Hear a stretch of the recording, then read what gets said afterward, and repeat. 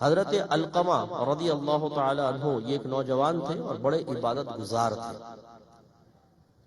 جب ان کا انتقال کا وقت آیا تو زبان بند ہو گئی، کلمہ پاک جاری نہیں ہو رہا تھا۔ تو صحابہ کرام نے نبی کریم صلی اللہ علیہ وسلم کی خدمت میں عرض کی، یا رسول اللہ صلی اللہ علیہ وسلم، علقمہ کی زبان پر کلمہ جاری نہیں ہو رہا۔ انہیں حیرت اس بات کی تھی کہ یہ متقی ہیں، پرہیزگار ہیں، نیک ہیں، تسلسل سے گناہ نہیں کرتے ہیں، پھر آخر کیا وجہ ہے کہ زبان بند ہوئی؟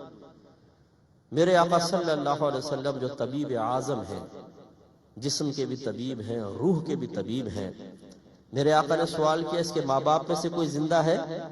عرض کہ جی ہاں، اس کی والدہ زندہ ہے۔ اور جب مزید تحقیق کی تو پتہ چلا کہ وہ ناراض بھی ہیں۔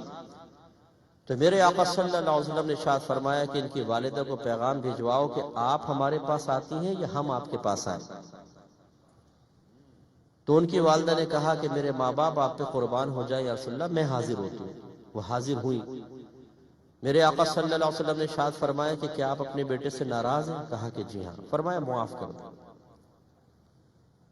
ان خاتون نے کہا، اور بڑے غور سے اس بات کو سماعت فرمائے، ایسے وہ تمام غلام نوجوان جو اپنی بیویوں کی غلامی اختیار کر کے اپنے ماں باپ کو حقیر سمجھ کے ان کے ساتھ بدتمیزیاں کرتے ہیں، وہ خاص طور پہ توجہ سے سنیں۔ اس ماں نے جواب دیا، یا رسول اللہ میں اسے کبھی معاف نہیں کروں گی، اس لیے کہ یہ ہمیشہ اپنی بیوی کے مقابلے میں میری نافرمانی کرتا ہے۔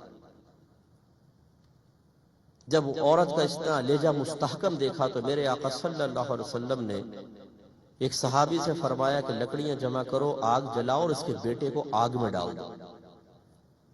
تو خاتون گھبرا گئی، کہنے لگی، یا رسول اللہ صلی اللہ علیہ وسلم، کیا میرے بیٹے کو آگ میں ڈالا جائے گا؟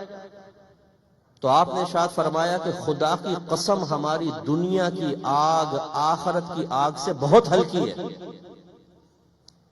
یعنی اگر آپ ناراض رہیں تو آپ کے بیٹے کو جہنم میں ڈالا جائے گا۔ توجہ فرمائیں، وہ بیٹا کوئی چرسی موالی نہیں تھا، وہ بے نمازی نہیں تھا، وہ فیس بک پر بیٹھ کر پوری پوری رات لڑکیوں کے ساتھ چیٹ کرنے والا نہیں تھا، وہ جیبیں کاٹنے والا نہیں تھا، وہ کام چوری کر کے اپنے آفس میں پورا کام نہ کر کے پوری تنخواہ لینے والا نہیں تھا، وہ نیک پرہیزگار متقی نوجوان تھا۔ لیکن میرے آقا کیا ارشاد فرما رہے ہیں؟ گویا کہ اگر آپ نے معاف نہیں کیا تو آپ کے بیٹے کو آخرت کا سخت عذاب دیا جائے گا۔ جب ماں نے یہ سنا تو اس کا دریا رحمت جوش میں آیا اور عرض کی، رسول اللہ میں آپ کو گواہ بناتی ہوں کہ میں نے اپنے بیٹے کو معاف کیا۔ سرکار نے ارشاد فرمایا، جا کر دیکھو کلمہ جاری ہوا کہ نہیں ہوا؟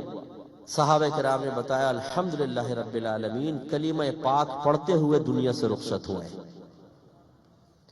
اس کے بعد میرے آقا صلی اللہ علیہ وسلم نے ایک عظیم خطبہ دیا جو بڑا مقدار کے اعتبار سے مختصر لیکن عظمت کے اعتبار سے بہت بڑا ہے۔ آپ نے ارشاد فرمایا کہ کوئی بھی اپنی ماں کی نافرمانی نہ کرے، اس کا دل نہ دکھائے۔ اگر کبھی ماں ناراض ہو جائے تو جیسے بھی ہو اس کو راضی کرے، ورنہ جب تک اس کی ماں ناراض رہے گی اللہ تبارک و تعالی نہ اس کا فرض قبول کرے گا نہ نفل قبول کرے گا۔